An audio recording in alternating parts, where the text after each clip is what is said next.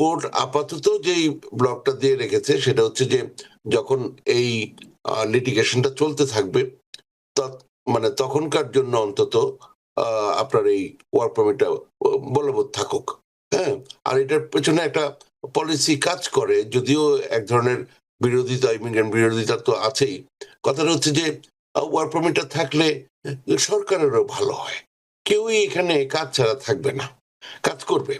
হ্যাঁ, কথা হচ্ছে এই করলে তারা লিগালি জব করবে, W2 1099 দিয়ে কাজ করবে, ট্যাক্স ফাইল করবে, সরকার কিছু টাকা পয়সা পাবে। এই যে ফেডারেল কোর্ট, ম্যাসাচুসেটসের যে ফেডারেল কোর্ট বা যে সাময়িক আদেশের যেটি দিয়েছে তার মূল তাৎপর্যটি কি, এটি ব্যাখ্যা করবেন? এবং এই রায়ে ঠিক কোন শ্রেণীর মানুষ উপকৃত হচ্ছেন, টিপিএস হোল্ডার, অ্যাসাইলাম সিকার এবং অন্যান্য ইমিগ্রেন্টদের মধ্যে কারা এর আওতায় পড়বে? আপনি যদিও নিউ ইয়র্ক সিটির একটা আইডি দেয় যারা লিগ্যাল অর ইলিগ্যাল, হ্যাঁ, এটা একটা কাইন্ড অফ একটা থাকলে মানুষের অনেক সময় ভাবতে পারে তার বোধহয় অন্য স্ট্যাটাস নাই, ফলে এই কার্ড দিয়েছে। আপনি সবাই যেমন একটা স্টেট আইডি পেতে পারে, আপনি তারপরে আবার ড্রাইভিং লাইসেন্স যোগ্য হলে ড্রাইভিং লাইসেন্স পাবেন, কিন্তু একবার ড্রাইভিং লাইসেন্স হয়ে গেলে আপনি আর স্টেট আইডিটা পাবেন না। ফলে ইমিডিয়েটলি কালকে সকালবেলা ডিএমভি তে গিয়ে আপনারা যাদের যাদের ওয়ার্ক পারমিট আছে, হ্যাঁ, যাদের পারমিশন আছে, আপনারা স্টেট আইডিটা করে নেন। এটা একটা ভালো জিনিস, এটা থাকলে হ্যাঁ দেখালেন একটা 90% প্রবলেম সলভ হয়ে যায়। এই যে ফেডারেল কোর্ট, ম্যাসাচুসেটসের যে ফেডারেল কোর্ট বা যে সাময়িক আদেশের যেটি দিয়েছে তার মূল তাৎপর্যটি কি, এটি ব্যাখ্যা করবেন? এবং এই রায়ে ঠিক কোন শ্রেণীর মানুষ উপকৃত হচ্ছেন, টিপিএস হোল্ডার, অ্যাসাইলাম সিকার এবং অন্যান্য ইমিগ্রেন্টদের মধ্যে কারা এর আওতায় পড়বে? অ্যাটর্নি মীর মিজানুর রহমান। ধন্যবাদ। প্রথম কথা আমাদের জানা থাকা উচিত, সেটা হচ্ছে এই যে ওয়ার্ক পারমিট গুলো বললেন, এগুলো সবসময় টেম্পোরারি একটা মেজার যেগুলো নিয়ে কথা হচ্ছে। যদি একজনের অ্যাসাইলাম হয়ে যায় তাহলে উনি কন্টিনিউয়াস ওয়ার্ক পারমিট পাবেন যতক্ষণ পর্যন্ত গ্রিন কার্ড না পান, কি অন্য ধরনের বিভিন্ন যেগুলো পেন্ডিং আছে, যেমন কারো adjustment of status application pending আছে, কারো ইউ ভিসা আছে, এই ধরনের বিভিন্ন ভাবে যাদের বিভিন্ন একটা টেম্পোরারি মানে সময়ের জন্য যখন পেন্ডিং কেসগুলো আছে, অনেক সময় ওয়ার্ক পারমিট দেওয়া হয়। সেটা একেবারেই ডিসক্রিশনারি একটা ব্যাপার। তো সেখানে এখানে যেটা হয়েছিল যে কিছু কিছু দেশের জন্য টিপিএস যে টেম্পোরারি প্রোটেক্টেড স্ট্যাটাস, এগুলো বন্ধ করে দেওয়া হলে এটা সুপ্রিম কোর্ট পর্যন্ত গেল এবং সুপ্রিম কোর্টও রায় দিল তাদের এগুলো মানে বাতিল করে দেওয়া যায়, এবং সেভাবে করে করা হলো কয়েকটা দেশের জন্য। কিন্তু আরো অন্যান্য দেশেরও আছে। তো ওই যে আজকে আপনার হয়েছে কালকে আমার হবে, এই জাতীয় চিন্তা থেকে অন্যেরা সবাই মিলে একটা লিটিগেশন করলো, ফেডারেল কোর্টে গেল। যে তো এখন যেহেতু ওই জিনিসটা ফেডারেল কোর্টের লিটিগেশনের মাঝখানে আছে, এমন সময় যদি তাদেরকে আজকে থেকে ওই যে ওয়ার্ক পারমিটটা বন্ধ হয়ে যেত, তাহলে তারা একটা বিপদে পড়তো। তো কোর্ট আপাতত যেই ব্লকটা দিয়ে রেখেছে সেটা হচ্ছে যে যখন এই লিটিগেশনটা চলতে থাকবে মানে তখনকার জন্য অন্তত আপনার এই ওয়ার্ক পারমিটটা বলবৎ থাকুক। হ্যাঁ, আর এটার পেছনে একটা পলিসি কাজ করে, যদিও এক ধরনের বিরোধিতা, ইমিগ্রেন্ট বিরোধিতা তো আছেই। কথাটা হচ্ছে যে ওয়ার্ক পারমিটটা থাকলে সরকারেরও ভালো হয়। কেউই এখানে কাজ ছাড়া থাকবে না, কাজ করবে। হ্যাঁ, কথা হচ্ছে এই করলে তারা লিগালি জব করবে, W2 1099 দিয়ে কাজ করবে, ট্যাক্স ফাইল করবে, সরকার কিছু টাকা পয়সা পাবে। তো ক্ষতি কি? তারা এখানে আছে সেই ওই মানে চুপচাপের মধ্যে ক্যাশ টাকায় কাজ করতো, লিগালি কাজ করবে, তারাও মানে নির্ভয়ে কাজ করলো, সরকারও কিছু টাকা পয়সা পেলো, এবং এটা অত্যন্ত দরকারি এবং এটা একটা বড় অংশ, একটা বড় একটা। সুতরাং এখানে পলিসিগত ভাবে কোর্ট যখন এগুলো দেখে, হ্যাঁ, যে আর এগুলা না করলে তখন খুন খারাপি করবে, ছিনতাই করবে, এগুলা করবে সামহাও, মানে তখন যদি রেগুলার পথে কাজ না করতে পারে তখন তো অন্য কিছু হতেই পারে, ল অ্যান্ড অর্ডার সিচুয়েশন একটা ইস্যু হয়ে যাবে। তার থেকে আমার মতে মানে কি, যার জন্য মানে কোর্টেরও রায় যখন দেয় তখন একটা পার্ট কিন্তু পলিসি।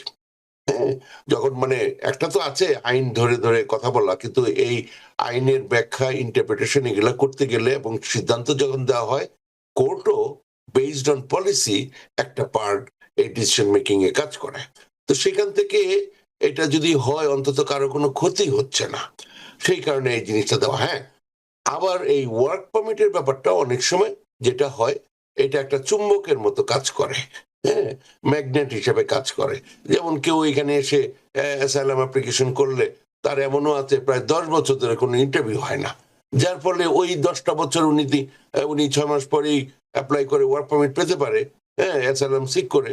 তো ওনার যদি 10 বছরও কাজ করতে পারে, সেটা দিয়ে উনি বিজনেস, ডানকিন ডোনার্স থেকে শুরু করে পুলিশ ডিপার্টমেন্টে কাজ করা সবই করতে পারতেছে। তো এতে করে তার একটা মানে এই যে সুবিধাটা, যার ফলে অন্য লোকরা আকর্ষিত হবে যে ওখানে যদি সামাও যেয়ে উঠতে পারি, হ্যাঁ, তাইলে এই ধরনের যেহেতু একটা ব্যবস্থা আছে, 10 বছরও যদি থাকতে পারি খারাপ কি। এই যে বিষয়গুলো আছে, এইটারও একটা মানে মানে বিভিন্ন ধরনের কম্পিটিং ইন্টারেস্ট এখানে আছে।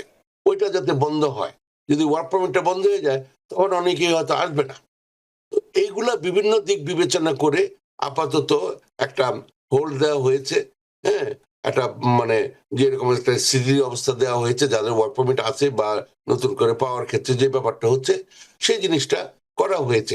এটা আপনি ঠিকই বলেছেন। এটা যে ডিস্ট্রিক্ট কোর্ট যে ম্যাসাচুসেটসের যে পুরো স্টেটের জন্য যে একটাই ফেডারেল এরকম অনেকগুলো ডিস্ট্রিক্ট কোর্ট আছে, আবার ওখানে আবার ফার্স্ট সার্কিট কোর্ট অফ আপিলস আছে, ওইটার যে মেইন জায়গা।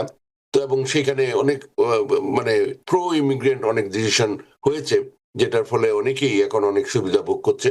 তো ওইটা প্রথম ওইখানে হয়।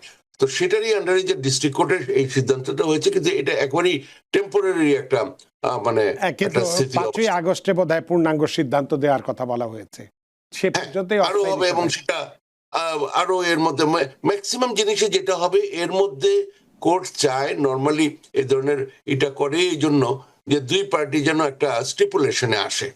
হ্যাঁ, এ ধরনের আরেকটা ডেট দেওয়াই হয় যে এর মধ্যে যেন মানে যারা এই পক্ষের আছে যারা ওই পক্ষের আছে কিছু একটা ওয়ার্কআউট করে। এটাই হচ্ছে মেইন উদ্দেশ্যটা। এবং সেটা যদি আরো বাড়ে, আরো সময় নেয়, আমি অবাক হব না আর কি। এই জাতীয় একটা সুযোগ। তো এইটা টিপিএস দিয়ে শুরু করে ওই আঙ্গিকে ওই অ্যাসাইলামের উপরে খরচটা গিয়ে পড়েছে, যারা ওদের পেন্ডিং আছে তাদের নিয়েও কথাবার্তা হচ্ছে, কিন্তু কোনো কিছুই এখনো ফাইনাল কোনো সিদ্ধান্ত হয়নি। যাদের এখন ওয়ার্ক পারমিট আছে তাদের কি করার আছে সেটা নিয়ে একটু ব্যাখ্যা করা যায়। আজকে ভদ্রমহিলা আসলেন, তার হাজবেন্ডও আসলেন, তাদের ছেলের হিয়ারিং। তো এখন ভদ্রমহিলার ওয়ার্ক পারমিট আছে, সোশ্যাল সিকিউরিটি নাম্বার আছে, কিন্তু এই সুযোগে যে উনি একটা স্টেট আইডি করে নিতে পারতেন বা যাদের যোগ্যতা আছে তারা ড্রাইভিং লাইসেন্স করে পারতেন, ওইটা আর করেননি। আমি বললাম যে আজকেই চলে যাবেন এবং গিয়ে এটা করায় নিয়ে আসবেন।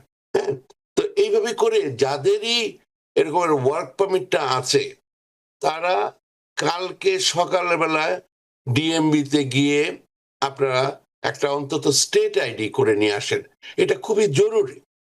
আপনি যদিও নিউ ইয়র্ক সিটির একটা আইডি দেয় যারা লিগ্যাল অর ইলিগ্যাল, হ্যাঁ, এটা একটা কাইন্ড অফ একটা থাকলে মানুষের অনেক সময় ভাবতে পারে তার বোধহয় অন্য স্ট্যাটাস নাই, ফলে এই কার্ড দিয়েছে। আপনি সবাই যেমন একটা স্টেট আইডি পেতে পারে, আপনি তারপরে আবার ড্রাইভিং লাইসেন্স যোগ্য হলে ড্রাইভিং লাইসেন্স পাবেন, কিন্তু একবার ড্রাইভিং লাইসেন্স হয়ে গেলে আপনি আর স্টেট আইডিটা পাবেন না। ফলে ইমিডিয়েটলি কালকে সকালবেলা ডিএমবি তে গিয়ে আপনারা যাদের যাদের ওয়ার্ক পারমিট আছে, হ্যাঁ, যাদের পারমিশন আছে, আপনারা স্টেট আইডিটা করে নেন। এটা একটা ভালো জিনিস। এটা থাকলে, হ্যাঁ, দেখালেন একটা 90% প্রবলেম সলভ হয়ে যায়।